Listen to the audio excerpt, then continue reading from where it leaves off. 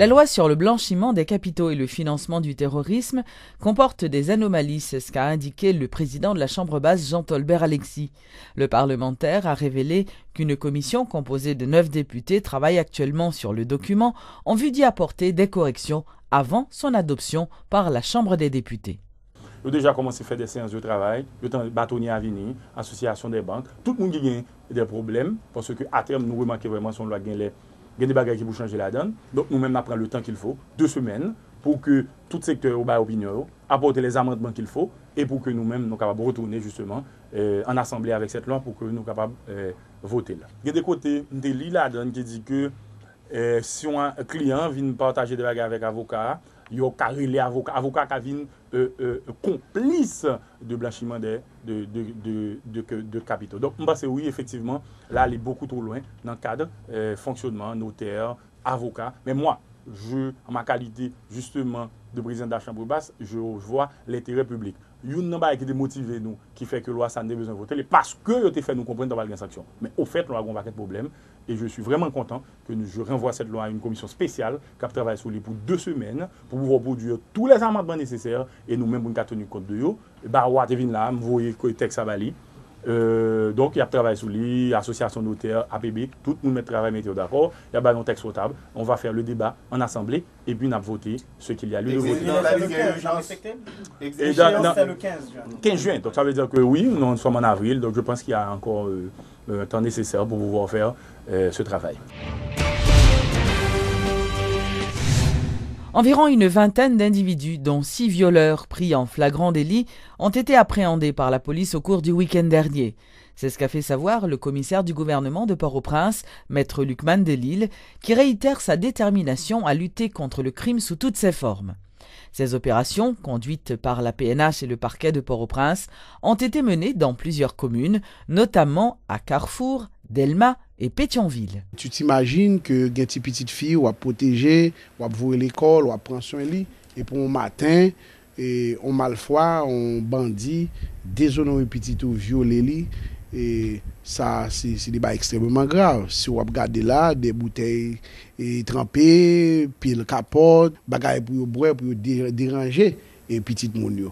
Donc nous croyons qu'une société pas qu'à composer des femmes et des hommes pour tolérer un bagaille comme ça. Donc nous avons des informations, nous appréhendé 6 en flagrant délit, donc a fait en pleine activité sexuelle. Donc nous croyons que c'est extrêmement grave. Et bah, ça, ne pas accepter. Au niveau de Delmas et Pétionville, et monsieur kidnappeur, il a changé de stratégie qu'on y a. Il a kidnappé, n'a pas fait facilement. On a ça fait. Il a utilisé uniforme digicel. Là, comprenons on a fait avec petit malheureux et qui a cherché la vie, qui a vendu pas d'ap, et pourtant, c'est des malfroids, c'est des contrevenants à la loi. Il y a une autre stratégie utilisée qu'on a fait tête passer comme évangéliste, comme porteur de message de la parole de Dieu. Et puis là, on comprend, on a affaire avec des chrétiens, et puis mon cher, c'est des bandits, c'est des criminels. Mais nous-mêmes, nous, c'est graines pour mener, nous pour mener en bas toute cabane, et bien, il y a une information, il nous dit population prudente, continuez à collaborer avec nous. Et puis, il y a l'autre stratégie encore, qui n'a achevé. Ils ont utilisé lui comme lieu de séquestration. Nous avons dit que fait construction, nous comprenons que là, Dieu n'a pas moyen, mais fait effort pour mettre clôture dans la caillou, mettre gérant dans la caillou, tout pour ne pas venir prendre. Ne pas marcher quand son sur bunda, grenzando. Et pantalon qui tombe sous genou. Non, si mon l'école, nous dans tout. Donc, ça, nous croyons que nous avons de bonnes mœurs, de bonnes habitudes. Nous croyons qu'il faut tourner avec. Parce que si on est dans le pays étranger, c'est bon pour prendre. Ce n'est pas ça qui n'est pas bon pour nous prendre. Culture, ça que nous pas gagner. Donc là, nous pas accepter son société qui gagne des hommes et des femmes que nous avons formés. Nous pas tolérer les gens à marcher comme ça. La fusion des sociaux-démocrates va lancer une campagne en faveur du vote électronique. C'est ce qu'a annoncé son vice-président Alix Richard. Selon lui, il serait possible de voter électroniquement dès les prochaines élections. En outre, ce procédé n'entraînerait aucun surcoût et serait une garantie totale contre les fraudes électorales. Si nous enlevons et limitons les possibilités de fraude, il n'y aura plus aucun intérêt de se battre pour la nomination des membres du CEP. Parce que même si on donne la totalité du CEP à quelqu'un, il ne pourra pas frauder parce que avec le système des urnes électroniques, ça limite les possibilités. S'ils le font, je crois qu'on peut encore rattraper la mayonnaise et faire en sorte que ça se passe le mieux possible et surtout que les gens aient confiance dans le système électoral et que les gens sachent que leur vote sera pris en compte. Qui que ce soit ne pourra pas venir faire du bourrage d'urne parce que pour actionner la machine, si vous avez votre carte votre carte d'identification nationale, vous verrez qu'il y a un code barre qui a votre numéro. Vous passez, votre numéro figure dans la machine, on vous dit où vous allez voter. Vous ne pouvez pas voter dans un autre bureau d'à côté. Vous passez votre carte et il n'y a que ça qui puisse activer la machine. Vous passez votre carte une fois et vous pouvez aller dans les 12 000 autres bureaux de vote, vous n'essayez pas de votre carte, ça ne passera pas. Techniquement, c'est faisable. S'il y a des gens de bonne volonté qui veulent de bonnes élections, c'est faisable. C'est faisable. Si mes renseignements sont bons, les dernières élections ont coûté plus de 30 millions de dollars. Là, on parle de quoi? On parle d'équipements dont on peut faire l'acquisition. À l'époque, quand j'avais fait des recherches sur la question, le modèle de l'appareil utilisé au Brésil coûtait 500 dollars. Ils nous l'avaient proposé à 500 dollars.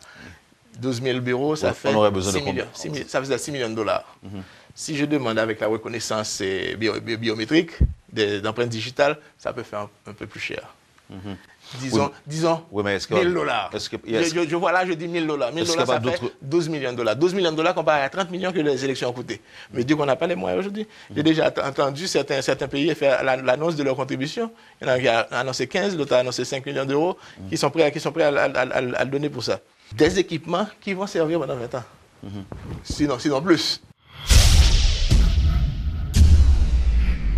De nombreux travaux de construction ou de réparation de routes sont actuellement en cours d'exécution à Delma, qui s'est transformé depuis quelque temps en un vaste chantier. Cette initiative est saluée par des résidents de cette commune.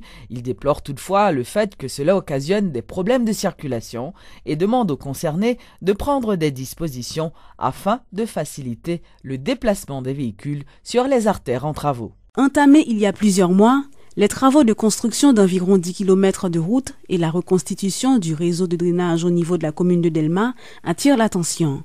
En effet, au niveau de Delma 19, 33, 75, 83 et d'autres artères, ingénieurs, maçons, techniciens et équipements sont mobilisés. Bref, la commune est un vaste chantier.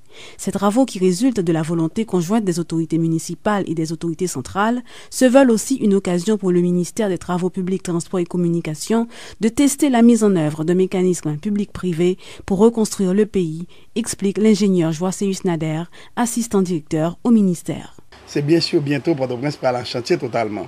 Mais pas oublier qu'on sait des gros appels d'offres, pas des films qui ont rien pour rentrer dans le gros appel d'offres.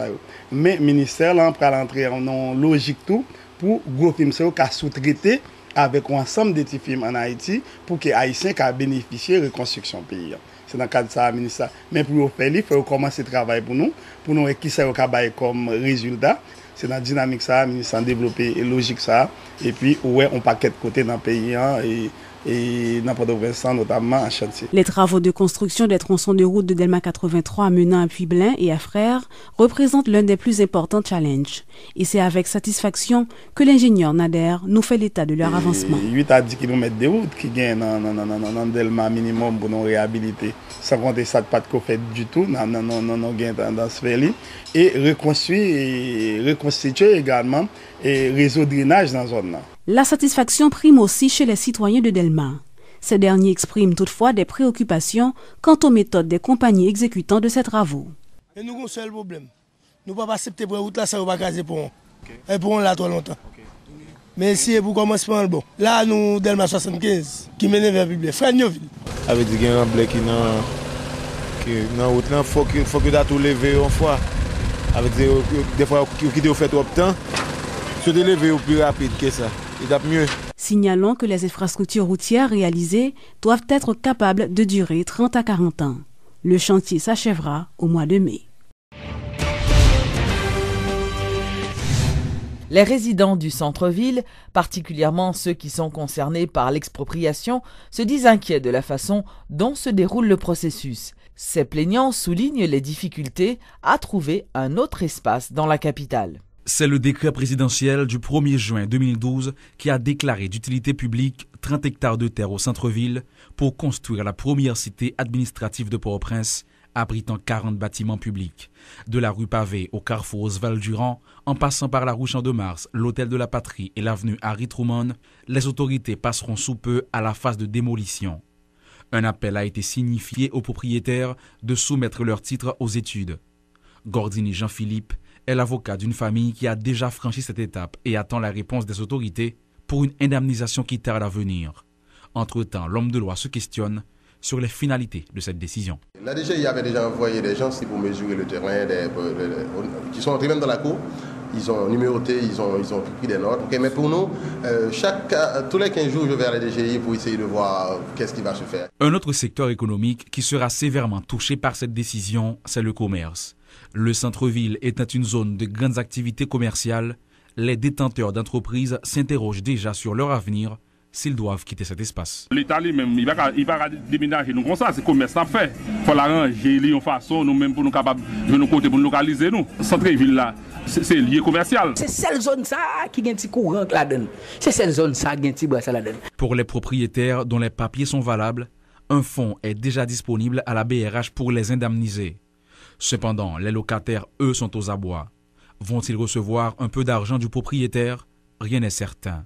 L'État devrait-il songer à cette catégorie également? Ce n'est pas ce que dit la loi, malgré ce que pense ce locataire qui a passé plus de 25 ans dans la zone. L'État doit ni propriétaire là, ni locataire là, logement. C'est ça. Constitution dit, l'État doit tout haïtien logement. Mais au final, qu'ils soient propriétaires, locataires, businessmen ou simples résidents, ils disent comprendre la nécessité pour le gouvernement de refaire le visage de la capitale. Toutefois, ils déplorent l'absence d'un plan concret de logement et se demandent où ils vont bien pouvoir se rendre. Est-ce qu'il y a un projet de logement qui fait pour ça, pour déplacer les gens, pour retirer, mettez-les de l'autre côté? Et pour monsieur dit côté, le gouvernement dit côté la voie nous-mêmes. S'il y a fait logement pour nous après, il y a enfermé nous, pas de problème. L'expropriation est une prérogative légale de l'État et une cité administrative serait la bienvenue au bas de la ville. Cependant, après la catastrophe du 12 janvier ayant détruit une part importante de la capitale, l'exercice n'est pas dépourvu de risques. Certaines places publiques occupées par des rescapés se vident, mais les mornes qui surplombent la capitale paient les frais de ces déménagements. Va-t-on vers la création d'autres bidonvilles à Port-au-Prince? On peut le craindre. La reconstruction de la cathédrale de Port-au-Prince est toujours dans l'impasse 3 ans après le séisme. Les travaux n'ont toujours pas démarré. La traditionnelle messe pascale a donc été chantée sous des tentes, ce que déplorent bien sûr les fidèles qui invitent les responsables à rebâtir au plus vite cette église. 3 ans après le séisme, la cathédrale de Port-au-Prince est toujours sous les décombres. L'ancien lieu de culte des fidèles catholiques, qui représentait l'un des monuments de Port-au-Prince, est aujourd'hui défiguré et enlaidi. Tout autour de ce temple s'érigent des tentes où s'abritent des pauvres. Depuis 3 ans, les adeptes de cette religion suivent toutes les messes sous des bâches. Et récemment, les prêtres y ont célébré la Pâque. Des fidèles affiliés à ce temple lancent un SOS aux autorités de l'Église catholique en vue de reconstruire la cathédrale. Fidèles ne pas faire rien dans condition ça. Fidèles ne pas gagner l'argent pour Dieu, l'argent pour bailler. On a aimé le construire. Quand les bons en battant nous, la pluie tomber, couler, la pluie voler tout en dedans là, va bon. D'ailleurs, craser ça net. Puis on construit parce qu'on le travail, c'est un danger la pied pour nous. Les prêtres affectés à cette église n'étaient pas disponibles pour fournir les moindres informations sur le blocage de cette reconstruction. Cependant, des sources sûres nous confient que les autorités de l'église catholique sont en train de construire une mini-cathédrale sur le site de l'ancienne cathédrale incendiée en 1991.